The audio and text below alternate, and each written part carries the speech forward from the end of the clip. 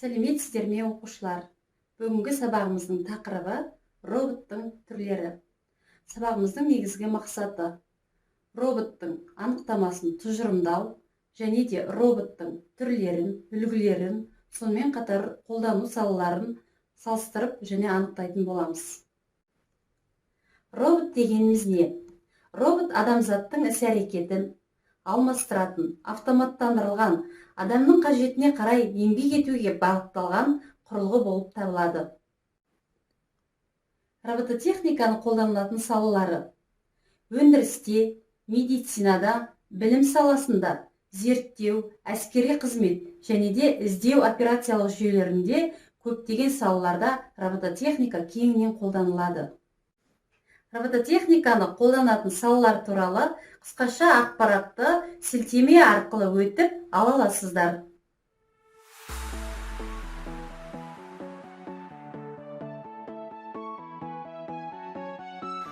Atlas роботы ақштың Boston Dynamics компаниясы жасап шығарған адамға ұқсас робот.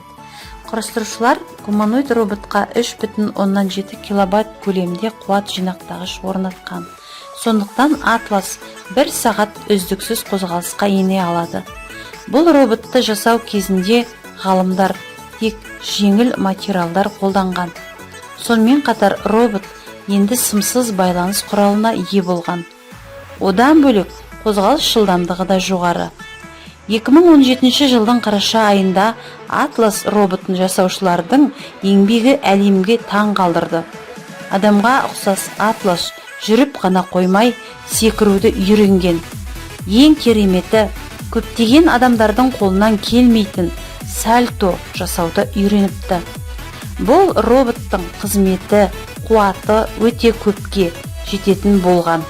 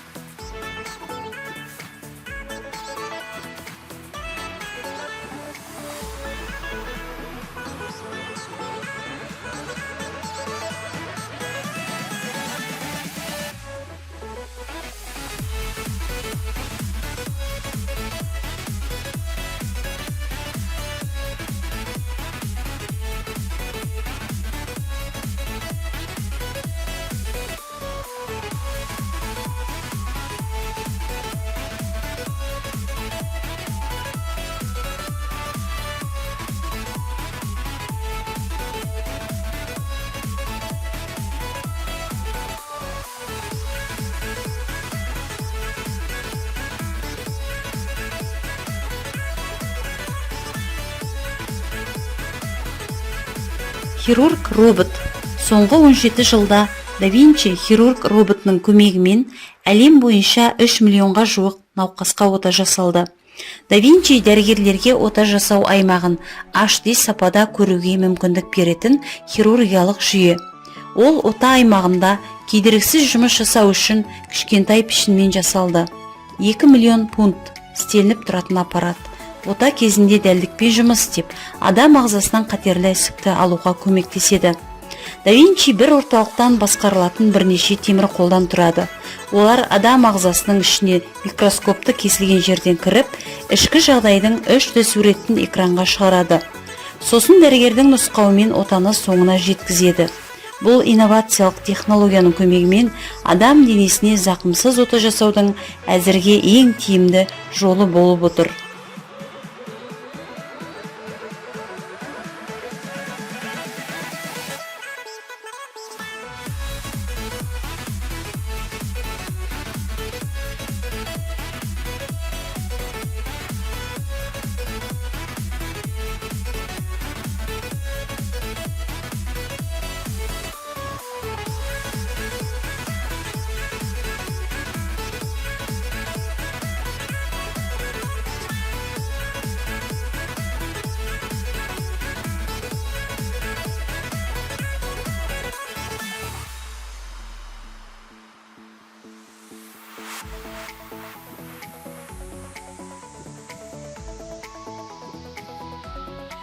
Жауынгер робот Робиби. Бұл Гарвард университетінің робототехника тобы әзірлеген ұшуға қабілетті кішкентай робот. 12 жылдық зерттеудің нәтижесінде Робиби пайда болды. Жасанды бұлшық еттерінің арқасында ол қанатын секундына 120 рет қаға алады. Робиби жобасының мақсаты іздеуге және құтқару, бақылау және жасанды тозаңдандыру сияқты қосымшалар үшін ұшатын роботтардың толық дербестігін жасау болып табылады. Бұл робот соғыс жағдайында және әскери оқу-жаттығуларда өте тиімді.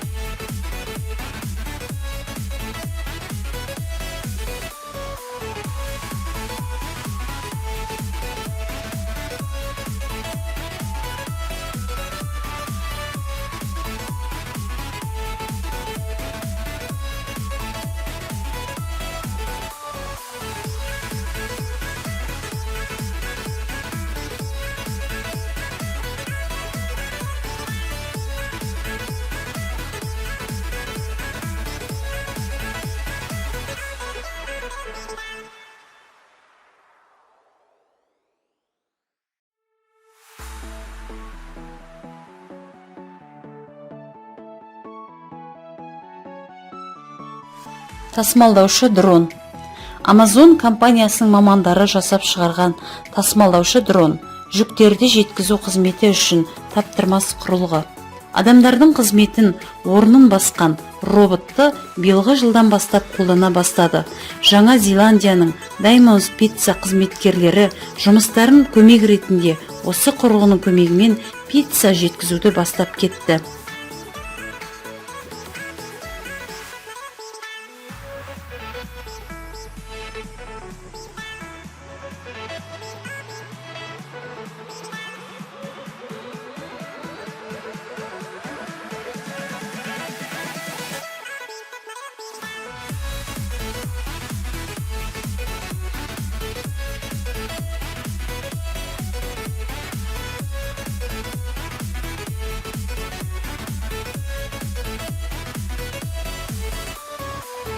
Күзетші робот.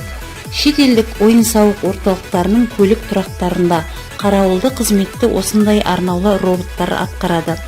Жарты метрлік күзетші роботтардың кеудесіне камера орнатылып, GPS қойылған.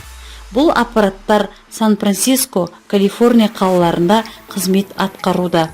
Сонымен қатар бұл роботтар туристердің қызығушылығын арттырды. Бір кемшілігі бұзақылардың артынан қуып, оларды тұтқындай алмайды.